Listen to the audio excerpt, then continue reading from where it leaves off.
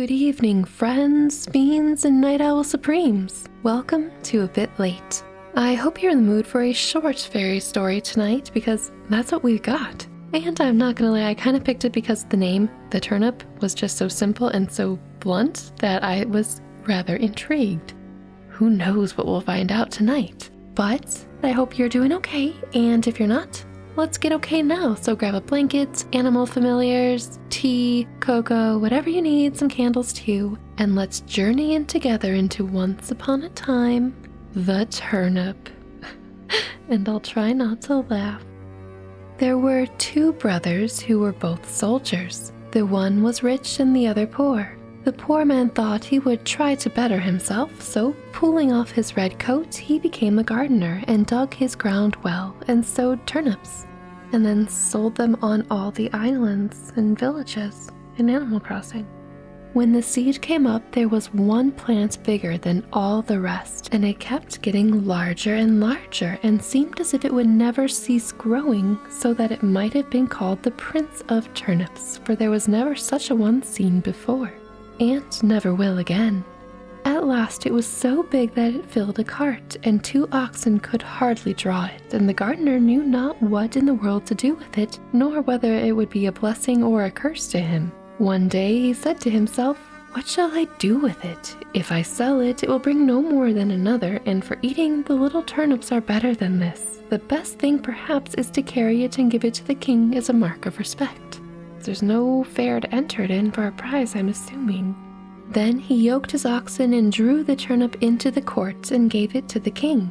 "What a wonderful thing," said the king. "I have seen so many strange things, but such a monster as this I never saw. Where did you get the seed? Or is it only your good luck? If so, you are a true child of fortune." "Ah, no," answered the gardener. "I am no child of fortune. I am a poor soldier who never got enough to live upon, so I laid aside my red coat and set to work tilling the grounds. I have a brother who is rich, and your majesty knows him well, and all the world knows him. But because I am poor, everybody forgets me." "Aw, man, poor guy." The king then took pity on him and said, "You shall be poor no longer. I will give you so much that you shall even be richer than your brother." Then he gave him gold and lands and flocks, and made him so rich that his brother's fortune could not at all be compared with his. When the brother heard all this and how the turnip had made the gardener so rich, he envied him sorely and bethought himself of how he could contrive to get the same good fortune for himself. But he already had a fortune, or good fortune, maybe not as much, but he was okay. However, he determined to manage more cleverly than his brother and got together a rich present of gold and fine horses for the king, and thought he must have a much larger gift in return, for if his brother had received so much for only a turnip, what must his present be worth? I don't know, man, sounds pretty risky.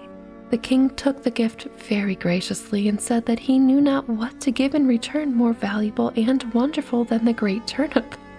Oh no! So the soldier was forced to put it into a cart and drag it home with him. When he reached home, he knew not upon whom to vent his rage and spite, and at length wicked thoughts came into his head, and he resolved to kill his brother. Oh no! But I do have to laugh that the king also really didn't know what to do with the turnip, so he just sort of re-gifted it.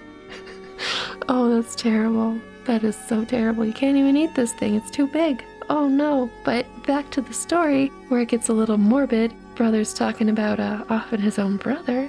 So he hired some villains to murder him, and having shown them where to lie in ambush, he went to his brother and said, "Dear brother, I have found a hidden treasure. Let us go and dig it up and share it between us." The other had no suspicions of his roguery, and so they went out together. And as they were traveling along, the murderers rushed out upon him, bound him, and were going to hang him on a tree. Oh no! But whilst they were getting ready, they heard the trampling of a horse at a distance, which so frightened them that they pushed their prisoner neck and shoulders into a sack, and swung him up by a cord to the tree, where they left him dangling and ran away. Meanwhile, he worked and worked away till he made a hole large enough to put out his head. This story makes me chuckle and cringe at the same time. When the horseman came up, he proved to be a student, a merry fellow, who was journeying along on his nag and singing as he went. As soon as the man in the sack saw him passing the tree, he cried out, good morning to thee, my friend." The student looked about everywhere, and seeing no one and not knowing where the voice came from, cried out, "Who calls me?"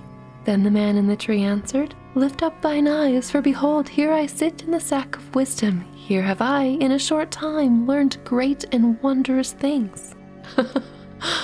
So he's not just going to be like, help me. He's going to be like, you should know what I know. I'm wise now? Oh, no.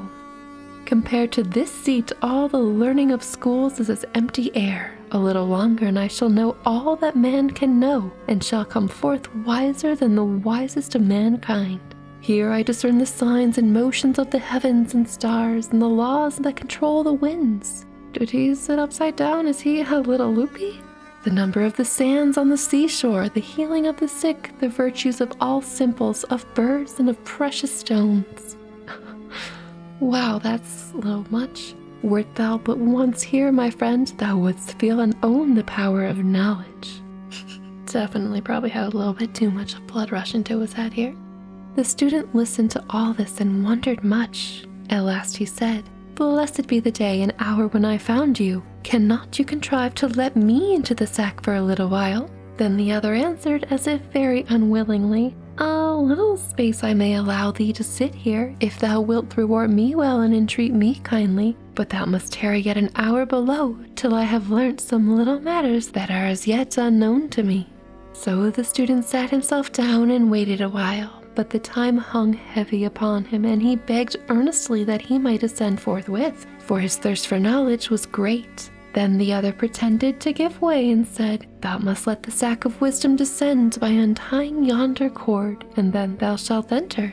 So the student let him down, opened the sack, and set him free.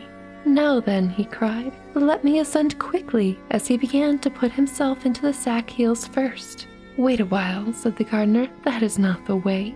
Then he pushed him in head first, tied up the sack, and soon swung up the searcher after wisdom dangling in the air.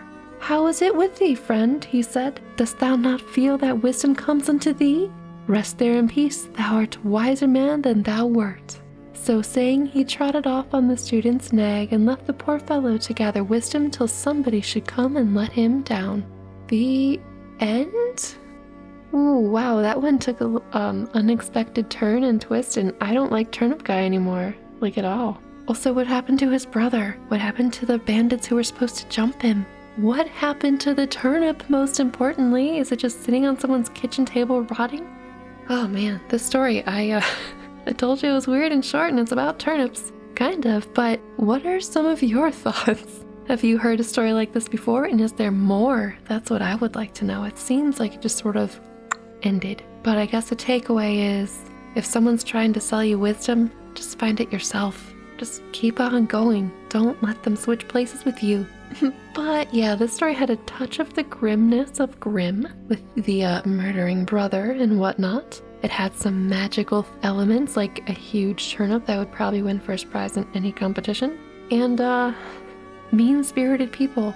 I don't really like either of the brothers, but that might just be me. And that's enough rambling from me. I hope you're having a wonderful evening or day and that everything you're doing is going pretty okay. But I'll see you soon in the next video. Now off to sleep and dream what you will, or stay a while and enjoy another tale. Whichever you choose, I'll speak to you again. And until then, stay spooky, my friend. Good night.